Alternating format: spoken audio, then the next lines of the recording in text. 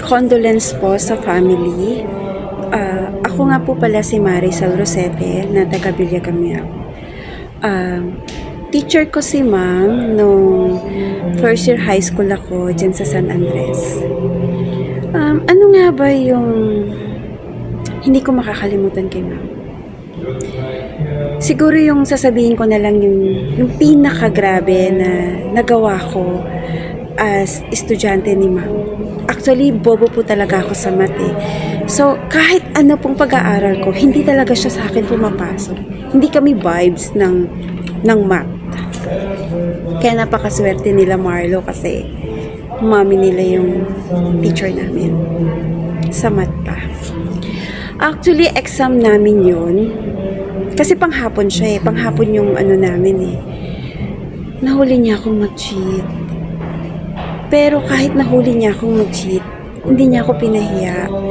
Hinintay niya talaga na matapos ko yung exam.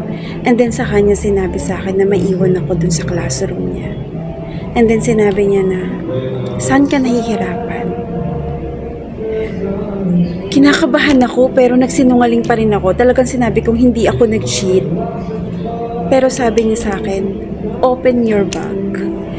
Grabe, pag open ng bag, nandun yung nakakrumple na papel. Shock. Tapos sabi niya sa akin, willing niya akong turuan. Sabi niya, kapag may free, balik ka, tuturuan kita. Alam mo yun, yung teacher na parang nanay mo na siya. Ganun si Ma'am Adela. Ganun yung teacher ko na yan sa math. So, nakakasad po. Kasi, Mamo, eto na ako ngayon. Kakalungkot.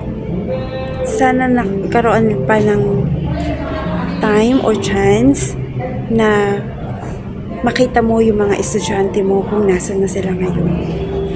Nakakalungkot. Sana lang dumating yung time na yun. Then, condolence po.